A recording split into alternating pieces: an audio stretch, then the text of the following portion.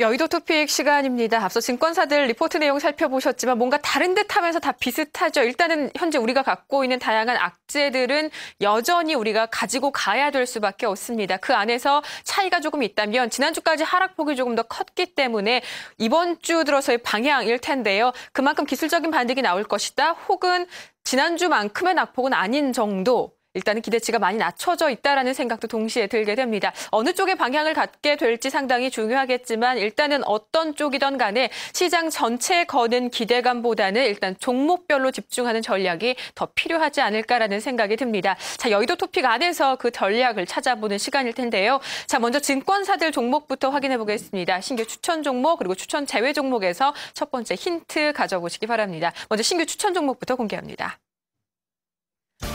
자, 증권사 신규 추천 종목, 먼저 대신증권의 신규 추천 종목은 현대차입니다. 판매량 증가와 수출 부분에서의 대당 판매 가격이 오르며 수익성 개선에 기여할 것이란 전망입니다. 달러원 환율이 단기간에 1,050원대 아래로 떨어지지 않는 한 지난해 4분기 실적이 재현되지는 않을 것이란 판단도 대신증권은 덧붙였습니다.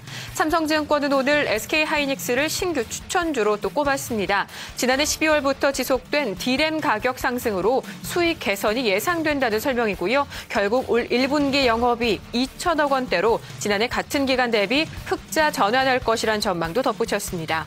자, 이어서 우리투자증권 신규 추천 종목 보겠습니다. SM이 눈에 띄는데요. 현재 일본에서 진행 중인 소녀시대 투어, 또 4월 중 진행될 동방신기 투어까지 일본 공연이 확대되며 올해 실적 성장에 힘이 될 것이란 전망입니다. 그리고 드라마와 전시 기획 등 부가 사업이 확대되며 브랜드와 콘텐츠 관련 부가 수익도 확대될 것이란 전망입니다. 그리고 수익처 확대와 음원 스트리밍 서비스 종량제 전환 등 추가적인 수익성 개선 기대 요인도 남아있다는 설명입니다. 이어서 아바텍도 우리투자증권의 신규 추천 종목입니다. LG 디스플레이향 태블릿 PC용 글래스 슬리밍 분야로 특화된 업체로 LG 디스플레이 수요의 40%를 담당하고 있다는데요. 스마트 기기 확대 등으로 실적 개선도 점진적으로 이루어질 것이라는 전망입니다. 사업 영역 역시 다각화시키며 추가적인 성장 모멘텀을 확보했다는데요. 올해 영업이익 291억 원으로 지난해보다 55.6%, 매출액은 1,494억 원으로 80% 늘어날 것이란 전망도 덧붙였습니다. 자, 이어서 SK텔레콤입니다. 보조금 경쟁 완화로 2분기 이후 수익성 개선 효과가 기대된다. 신용카드 회사와 가맹점의 수수료 협상도 호재 요인이라고 하나대투증권은 설명했습니다.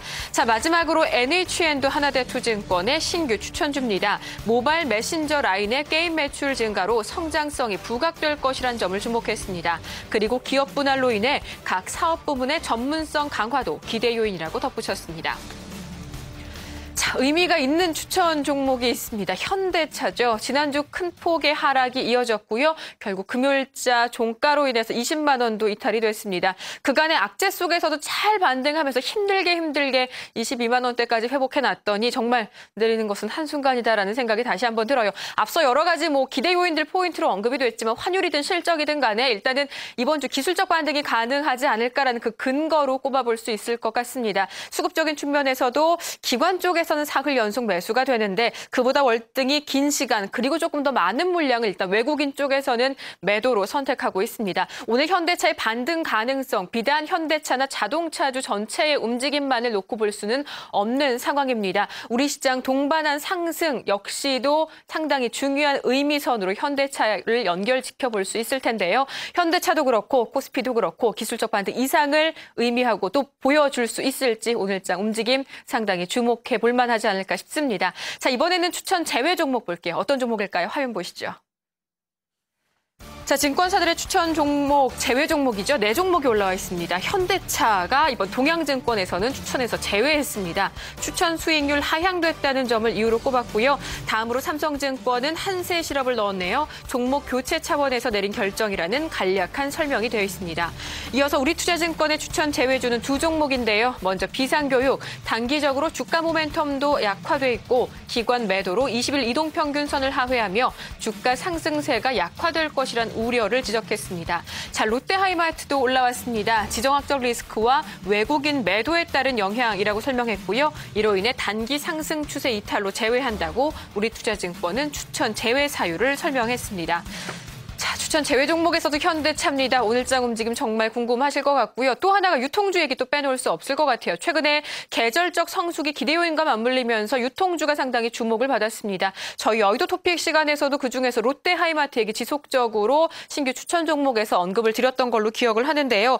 오늘 추천 제외 이후 외국인 매도 얘기가 나오고 있죠. 5거래일 만에 지난 금요일에 일단 일시적인 매도가 있었습니다. 물론 일시적일지 아닐지 여부는 오늘장 이후 흐름들이 좀 판가름해주지 않을까 싶은데요.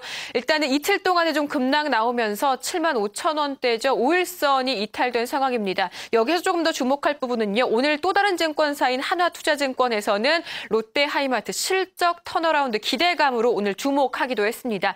1분기보다는 그 내용을 들여다보면 2분기 쪽, 특히 2분기 실적은 서프라이즈급의 실적이 기대된다라는 코멘트까지 내놓은 상황입니다. 어느 쪽의 방향에 조금 더 귀를 기울일까요? 롯데 하이마트 움직임 오늘장 잘 체크해 보시면 어떨까 싶습니다. 자, 현대차도 그렇고요. 롯데 하이마트도 그렇고 전반적인 개별 종목들 그리고 전체 시장과 함께 궁금증이 조금 많은 날일 듯 싶습니다. 자, 그중에서 어떤 종목 선택이 조금 더 적합한지 그 종목 선택은 이어서 객장으로 가서 또 다른 해답을 찾아보도록 하겠습니다. 자, 오늘 만나볼 객장은요. 동양증권 동탄지점이네요. 강준규 대리 만나보시죠. 대리님 안녕하세요. 네, 안녕하세요. 네, 오늘 어떤 종목 소개해 주시겠어요? 네, 최근 거래소의 종목들이 주춤한 사이에 중소형주들의 약진이 돋보이고 있습니다.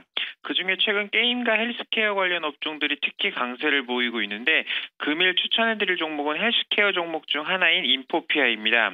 인포피아는 메디컬 측정기기를 개발 판매하는 회사로서 매출액이 꾸준히 상승하며 국내외 시장 점유율을 점차 늘려나가고 있는 모습입니다. 다만 작년도 영업이익과 당기순이익이 다소 좋지 않았는데 판관비 절감의 실패로 풀이되고 있는데 이 점은 이미 주가에 충분히 반영된 것으로 풀이하고 있습니다.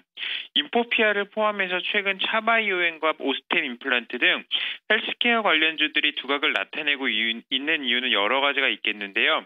일단 박근혜 정부 출시 이후 헬스케어 관련주들이 수혜를 입을 것이라는 분석에 주가가 움직이고 있는 것으로 판단하고 있습니다.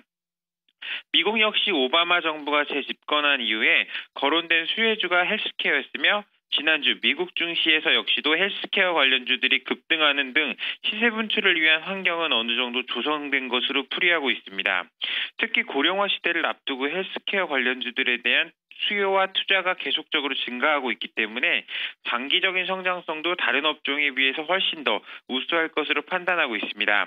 따라서 중장기적인 모멘텀을 배경으로 최근과 같이 불확실성이 대두된 증시에서 헬스케어는 좋은 대안이 될 것으로 판단하면서 인포피아를 추천해드리겠습니다. 섹터에 대한 기대감은 여전한 것 같고 최근에 살짝 쉬고 있거든요. 지난주 금요일 종가 보니까 17,300원대였습니다. 가격 전략 어떻게 세우고 계세요? 네, 인포피아는 3월 말 급등 이후 최근 가격 조정으로 인해서 지난주 지속적인 하락의 모습을 보였습니다. 그러나 20일 이동 평균선 부근인 17,000원대는 충분히 지지되는 모습을 보이면서 이 부근만 지지된다면 추가적인 상승 여력 재차 가능할 것으로 판단하고 있습니다. 따라서 지지선 부근인 17,000 부근에서 진입해서 들고 가는 전략이 유효할 것으로 판단합니다. 이전 고점 부근대인 18,000원대가 1차 저항이 될 것으로 풀이됐는데 최근 증시 분위기를 미루어 본다면 18,000원 부근의 저항대 돌파 시도는 가능할 것으로 판단되면서 1차 목표가를 2만 원을 제시하며 끌고 가는 전략 말씀드리겠습니다. 2만 원 돌파 이후 안착 성공 시에는 추가적으로 10% 내외의 상승 여력 또한 가능할 것으로 판단하고 있습니다.